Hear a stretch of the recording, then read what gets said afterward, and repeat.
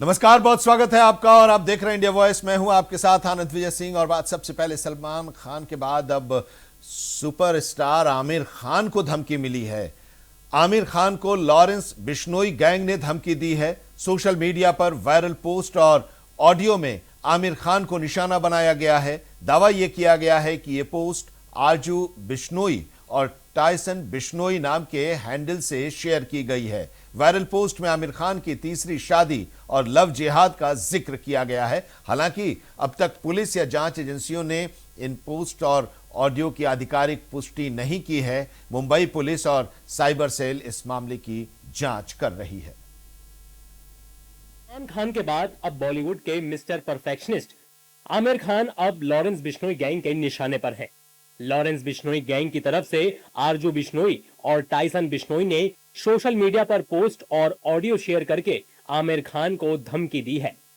Post में आमिर खान पर तथाकथित लव जिहाद को बढ़ावा देने का आरोप लगाया गया है और कहा गया है कि ऐसे लोगों को बर्दाश्त नहीं किया जाएगा। चलिए सबसे पहले आपको बताते हैं कि लॉरेंस गैंग की धमकी भरी पोस्ट में आखिर क्या कुछ लिखा है। जय श्री राम, जय सीताराम। मैं आरजू बिश्नोई और टायसन बिश्नोई, ये जो हमारी संस्कृति के खिलाफ हमारे देश में लव जिहाद के नाम पर आमिर खान जैसे लोग इसको बढ़ावा दे रहे हैं, हम इसे बर्दाश्त नहीं करेंगे और इसका जवाब बहुत जल्द इसको दिया जाएगा। ये चीज हमारे सनातन धर्म में है और देश के खिलाफ है। हमारे भाई बहनों और देशवासियों से वादा है कि जो भी इस घटिया हरकत को बढ़ावा देगा उसको हम अपने तरीके से जवाब देंगे। ये जो स्टारडम के नाम पर इस चीज को बढ़ावा दे रहे हैं, इनकी हम सांसें दबा देंगे। हालांकि अब तक इस सोशल मीडिया पोस्ट और ऑडियो की पुष्टि नहीं हो पाई है। आमिर खान को मिली धमकी में लव जिहाद का जिक्र किया गया है, जिससे इतना साफ है कि बिश्नोई गैंग आमिर खान की तीसरी शादी से नाराज है। बता दें कि आमिर ने जब से गौरिस प्रांत संग तीसरी शादी करके घर बसाया है, तभी से वो मुश्किलों में है। आमिर की तीसरी शादी का जमकर विरोध किया जा रहा है। दूसरे धर्म की महिलाओं संग आमिर की शादी को लव जिहाद माना जा रहा है, जिसको लेकर आमिर के खिलाफ फतवा भी जारी हो चुका है। फिलहाल आमिर खान या उनकी टीम की तरफ से अब तक इस वायरल धमकी भरे पोस्ट और कथित ऑडियो पर कोई आधिकारिक प्रतिक्रिया सामने नहीं आई है। लेकिन खतरे को देखते हुए मुंबई क्राइम ब्रांच जांच में जुट चुकी है और इस सोशल मीडिया अकाउंट और ऑडियो की सत्यता की जांच कर रही है। लेकिन असली सवाल यही है, क्या ये सिर्फ सोशल मीडिया पर फैलाई गई सनसनी है या फिर बॉलीवुड के एक और बड़े सितारे पर खतरा मंडरा रहा है। दिल्ली के जंतर मंतर पर 21 दिन से भूख हड़ताल पर बैठे सोनम वांगचुक को पुलिस शनिवार सुबह सफदरजंग अस्पताल ले गई। प्रदर्शनकारियों ने पुलिस का इस दौरान विरोध किया। वहां हंगामा जैसी स्थिति उत्पन्न हो गई। शनिवार सुबह दिल्ली पुलिस ने हाईकोर्ट के आदेश का हवाला देते हुए सोनम वांगचुक को मेडिकल आधार पर जंतर मंतर के विरोध स्थल से हटाया। फिलहाल सफदरजंग अस्पताल में उन्हें भर्ती कराया गया है और वहां पर अंदर और बाहर सुरक्षा कड़ी कर दी गई है।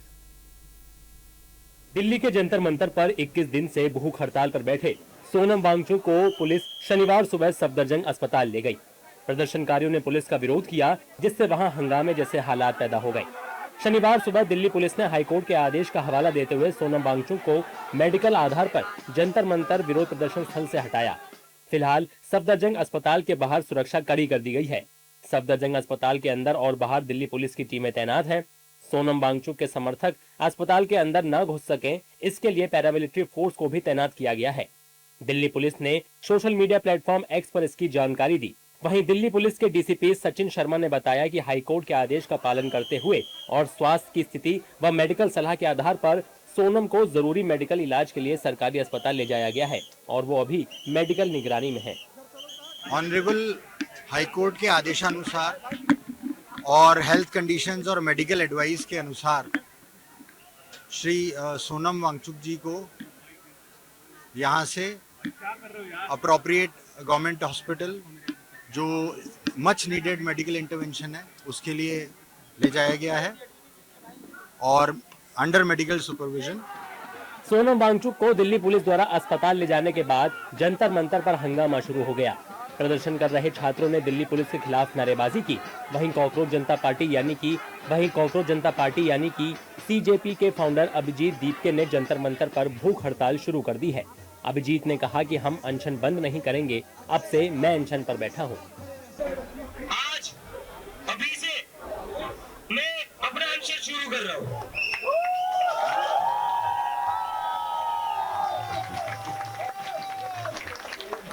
आज से अनशन अपना शुरू कर रहा हूँ। हमारा 20 जुलाई का मार्च भी होगा और मेरा अनशन भी जारी रहेगा। दूसरी ओर सोनम वांगचुक की पत्नी गीतांजलि अंगमो अस्पताल पहुंची हैं। उन्होंने सोशल मीडिया प्लेटफॉर्म एक्स पर लिखा कि मैं दिल्ली के सफदरजंग अस्पताल में हूं, जहां सोनम वांगचुक को भर्ती कराया गया है। मेरी अपील है कि परिवार और 20 दिनों से उनकी स्वास्थ्य पर नजर रख रहे डॉक्टरों की सहमति के बिना उन्हें मुंह से या नस के जरिए कोई भी दवा या चीज नहीं दी जानी चाहिए। जानकारी के लिए बता दें कि वांगचुक पेपर लीक मामले की जांच और शिक्षा मंत्री धर्मेंद्र प्रधान के इस्तीफे की मांग को लेकर अनशन कर रही हैं। उनकी सेहत लगातार गिरती जा रही थी। उनका वजन करीब 9.5 किलो कम हो गया है। दिल्ली हाईकोर्ट ने गुरुवार को केंद्र और दिल्ली सरकार को आदेश दिया था कि वांगचुक का रोजाना मेडिकल चेकअप किया जाए और जरूरत पड़ने पर उनका इलाज कराया जाए। ताजा घटनाक्रम के बाद शिक्षा मंत्री धर्मेंद्र प्रधान के घर पर ही सिक्योरिटी टाइट कर दी गई है। प्रधानमंत्री नरेंद्र मोदी हरियाणा और पंजाब के दौरे पर शुक्रवार को रहे। हरियाणा के जींद में देश की पहली हाइड्रोजन ट्रेन को हरी झंडी दिखाई और उसके बाद पंजाब के जालंधर पहुंचे, जहां उन्होंने जालंधर से 5,470 करोड़ रुपए से अधिक की विकास परियोजनाओं की सौगात दी। इस दौरान वो पंजाब की कृषि विरासत का सम्मान करते हुए हरी पगड़ी में नजर आए। प्रधानमंत्री ने अमृतसर वाराणसी के बीच नई श्री संत रविदास एक्सप्रेस और करतौली अंबाला रेल सेवा को भी हरी झंडी दिखाई और साथ ही दौलतपुर चौक करतौली नई रेल लाइन का उद्घाटन भी किया और इसके साथ ही जालंधर कैंट समेत देश के 75 अमृत भारत स्टेशनों का डिजिटल माध्यम से उद्घाटन भी किया। प्रधानमंत्री नरेंद्र मोदी हरियाणा के जींद में देश की पहली हाइड्रोजन ट्रेन को हरी झंडी दिखाने के बाद पंजाब के जालंधर पहुंचे। उन्होंने जालंधर से 5,470 करोड़ रुपए से अधिक की विकास परियोजनाओं की सौगात दी। इस दौरान वो पंजाब की कृषि विरासत का सम्मान करते हुए हरी पगड़ी में नजर आए। प्रधानमंत्री ने अमृतसर से वाराणसी के बीच नई श्री संत रविदास एक्सप्रेस और करतौली से अंबाला रेल सेवा को हरी झंडी दिखाई। साथ ही दौलतपुर चौक से करतौली नई रेल का उद्घाटन किया। इसके अलावा जालंधर कैंट स्टेशन समेत देश के 75 अमृत भारत स्टेशनों का डिजिटल माध्यम से उन्होंने उद्घाटन भी किया। पीएम मोदी ने 3,070 करोड़ रुपए से अधिक की राष्ट्रीय राजमार्ग परियोजनाओं की भी सौगात दी, जिसमें दिल्ली से अमृतसर से कटरा एक्सप्रेसवे के पैकेज 6 का लोकार्पण और लुधियाना बाईपास के निर्माण का शिलान्यास शामिल है। अपने संबोधन में प्रधानमंत्री ने पंजाब के महान स्वतंत्रता सेनानी और समाज सेवी सरदार तेजा सिंह समुंदरी को श्रद्धांजलि दी। सरदार तेजा सिंह जी ने अपना पूरा जीवन मातृभूमि की सेवा में समर्पित कर दिया। आज से शुरू हो रहे उनके शहादत वर्ष से जुड़े कार्यक्रमों से हम सभी को प्रेरणा मिलेगी। पीएम मोदी ने पंजाब के हालातों पर भी चिंता जताई। उन्होंने कहा कि मेरठ के चर्चित ललिता गौतम हत्याकांड को लेकर मुख्यमंत्री योगी आदित्यनाथ ने पीड़ित परिवार से मुलाकात की। गाजियाबाद स्थित पीडब्ल्यूडी गेस्ट हाउस में हुई इस मुलाकात के दौरान मुख्यमंत्री ने परिवार से पूरे घटनाक्रम के बारे में जानकारी ली और घटना पर गहरा दुख भी व्यक्त किया। सीएम योगी आदित्यनाथ ने पीड़ित परिवार को भरोसा दिलाया कि इस मामले में दोषियों के खिलाफ सख्त कार्रवाई की जा रही है और इसके साथ ही इस पूरी खबर के बारे में विस्तार से बताया हमारे सहयोगी मेरठ से हमारे संवाददाता अली मेहंदी ने। मेरठ के चर्चित ललिता गौतम हत्याकांड में आज पीड़ित परिवार ने मुख्यमंत्री योगी आदित्यनाथ से मुलाकात करी। मुलाकात के समय उन्होंने सारी उन्हें घटना बताई और मुख्यमंत्री ने उन्हें हर संभव मदद करने की बात कही। वहीं मुख्यमंत्री ने मुख्यमंत्री आवास योजना के तहत एक पीड़ित परिवार के पिता और चाचा को आवास देने की घोषणा करी। साथ ही साथ 5 लाख रुपए की मुख्यमंत्री के द्वारा पीड़ित परिवार को राहत कोष से जो योजना दी जाती है उसकी भी बात कही गई। वहीं मुख्यमंत्री ने यह कहा है कि जो भी इस पूरे मामले में दोषी होगा उसके खिलाफ सख्त कार्रवाई की जाएगी और किसी को भी बख्शा नहीं जाएगा। इस दौरान उनके साथ में मेरठ के प्रभारी मंत्री असीम अरुण भी मौजूद रहे। उनसे उन्होंने पूरे मामले घटनाक्रम की जानकारी ली, क्योंकि कल ही मुख्यमंत्री योगी आदित्यनाथ के द्वारा असीम अरुण जो मेरठ के प्रभारी मंत्री है उसको इसी संबंध में पीड़ित परिवार से मिलने के लिए भेजा था और उनकी हर संभव जितनी भी मदद होगी मदद करने के लिए कहा था। वहीं मुख्यमंत्री ने पीड़ित परिवार से बातचीत करते हुए ये भी कहा है कि प्रदेश सरकार में योगी सरकार चल रही है और देश में मोदी सरकार चल रही है, इसमें किसी भी दोषी को बख्शा नहीं जाएगा। जो भी इस तरीके की घटना कारित करता है उसके खिलाफ सख्त कार्रवाई की जाएगी। वहीं इस दौरान उनके साथ में मेरठ के DIG कलनिधि नैथानी भी मौजूद रहे। उनसे पूरे घटनाक्रम की जानकारी ली, क्या कुछ जांच चल रही, क्या कुछ जांच में अभी तक पाया गया और जो भी अभी तक दोषी इसमें रह गया है उसके खिलाफ भी सख्त कार्रवाई की जाएगी। मुख्यमंत्री ने पीड़ित परिवार को सहायता दी है और उन्हें आश्वासन दिया है कि सरकार उनके साथ खड़ी है और हर संभव जितने भी दोषी हैं उनको कड़ी से कड़ी सजा दिलाने का काम करेंगे। मेरठ से इंडिया वॉइस के लिए अली मेहंदी। मेरठ के हस्तिनापुर में स्कूल संचालक अतुल कुमार की मौत के मामले में पुलिस ने बड़ा खुलासा किया है। पुलिस के मुताबिक अतुल की पत्नी दामिनी ने अपने प्रेमी और स्कूल वैन ड्राइवर के साथ मिलकर हत्या की साजिश रची। आरोप है कि पहले दूध में नींद की गोलियां मिलाई गईं और इसके बाद जहरीले सांप से डसवाकर मौत के घाट उतार दिया गया। अतुल का शव किराए के मकान में बेड पर पड़ा मिला था।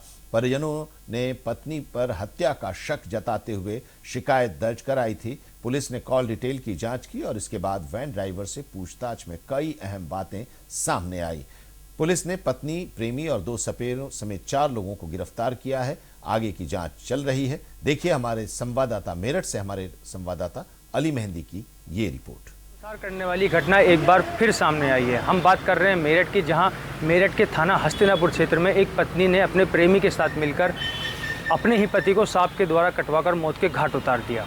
जी हां, ये मामला अवैध संबंधों के चलते हुआ है, जहां मृतक का एक स्कूल था छोटा सा, जहां वो अपना पालन पोषण करता था। उसकी पत्नी भी वहीं नौकरी करती थी। उसी के चलते उसकी पत्नी की एक वैन ड्राइवर के साथ अवैध संबंध हो गए, जिसके चलते उन दोनों ने योजना बनाई और एक सांप खरीदा और नींद की गोलियां देकर उसे पहले सुलाया पति को, उसके बाद उसकी हत्या कर दी। ये पूरा मामला महज पुलिस ने 4 घंटे में इसका खुलासा कर दिया। मेरठ SSP अविनाश पांडे ने बताया है कि उसकी पत्नी ने अपने ही पति को मौत के घाट उतारा है। ये खुलासा जब किया गया, जब परिजनों को शक हुआ तो सख्ती से पति से पूछताछ हुई और उसने पूरा घटनाक्रम जो है वो कबूल दिया। उसने बताया कि उसके पति का 20 लाख रुपए का बीमा था, जिसके चलते उन दोनों ने योजना बनाई कि पति को मार देते हैं, उसके बाद जो बीमे के पैसे होंगे हम दोनों रख लेंगे और यहाँ से फरार हो जाएंगे। जिसके चलते उन्होंने 2 सपेरों से सांप को खरीदा। पुलिस ने इस पूरे मामले में पत्नी और उसके आशिक और 2 सपेरों को गिरफ्तार कर लिया है और आगे का कार्रवाई शुरू कर दी है। वहीं अगर बात करें ऐसे मामलों की, तो कुछ दिन पूर्व भी मेरठ में एक मुस्कान ने अपने प्रेमी के साथ मिलकर अपने पति की हत्या कर दी थी, उसको ड्रम में पैक कर दिया था। और अभी हाल ही में आगरा में ये घटना सामने आई थी, उसने अपने पति की हत्या करी और फर्श में पैक कर दिया। तो लगातार ऐसी घटनाएं सामने आ रही हैं। मेरठ से इंडिया वॉइस के लिए अली मेहंदी। उत्तर प्रदेश के मुख्यमंत्री योगी आदित्यनाथ संभल के दौरे पर, जहां उन्होंने 569 करोड़ रुपए की लागत की 66 विकास परियोजनाओं का लोकार्पण और शिलान्यास किया। योगी आदित्यनाथ के संभल दौरे के बारे में पूरी जानकारी दे रहे हैं संभल से हमारे संवाददाता सतीश सिंह। हम खड़े हैं पर जनपद संभल की बैजू में, जहां पर जो है नया मुख्यालय बना है। वहां पर जो है आज सूबे के मुख्यमंत्री योगी आदित्यनाथ आए थे और आने के बाद में यहां पर जो है अपने उन्होंने विचार रखे और यहां पर जो उनका संबोधित किया गया। उसके बाद में माननीय यहाँ की मंत्री गुलाबो देवी जो राज्य मंत्री हैं, उन्होंने कई मांगे थी, जिसको लेकर के बात की जाए तो 569 करोड़ रुपए का सौगात दी गई है, जो कि अब तक पैसा जो है कुछ सड़कें बन गई हैं और कुछ सड़कें बननी बाकी रह गई हैं। तो इसके बारे में बात की जाए तो उन्होंने गुलाबो देवी ने कई ऐसी मांग की गई हैं, जिसकी लेकर एक महाविद्यालय की मांग की गई थी और उन्होंने कहा कि चंदोसी में जो है इंटर कॉलेज बनना चाहिए और सड़कों की बात की गई थी, तो जिसको लेकर के सूबे के मुखिया हैं उन्होंने कहा कि ये आपका जो कार्य है पूरा हो जाएगा। जिस तरीके से बात की जाए बंश गोपाल मंदिर के लिए जो सड़क की गई थी वो सड़क भी पूरी कर दी गई है और लगातार सूबे के मुखिया ने कहा कि पैसा भरपूर दिया जा रहा है। जनपद संभल में एक पेट तरीके बनाया जाएगा जो कि एक देखने लायक संभल होगा, जो कि पिछली सरकारों में जो लूटमार होती थी वो अब लूटमार नहीं होगी। बेटियों की सुरक्षा की बात की जाए तो उन्होंने कहा था तुरंत फैसला होता है या तो जेल में या ये भी पकड़ा जाता है, जिसको लेकर के कोई बिटिया के साथ गलत करता है तो उसकी तरफ सख्त कार्रवाई की जाती है। बात की जाए तो यहाँ पर जिस तरीक़ा से भूमाफियों ने ज़मीनों पर कब्जा कर रखा था, अब उनकी भी कमर तोड़ चुके हैं, क्योंकि जगह जगह बात की जाए तो वहाँ पर जो पीला पंजा लगातार चल रहा है, जो कि कई जगह देखा जा सकता है कि कई करोड़ों की संपत्ति जो है भूमाफियों ने अपने कब्जे में कर ली गई थी। अब देखना होगा कि आगे जनपद संभल में एक और नया क्या होने वाला है। कैमरामैन प्रसन्न साथ मैं Satish Singh, India Voice News Sambhal. और इसके साथ इस बुलेटिन में अभी इतना ही, लेकिन देश और दुनिया की तमाम अहम खबरों के लिए आप जुड़े रहिए इंडिया वॉइस के साथ।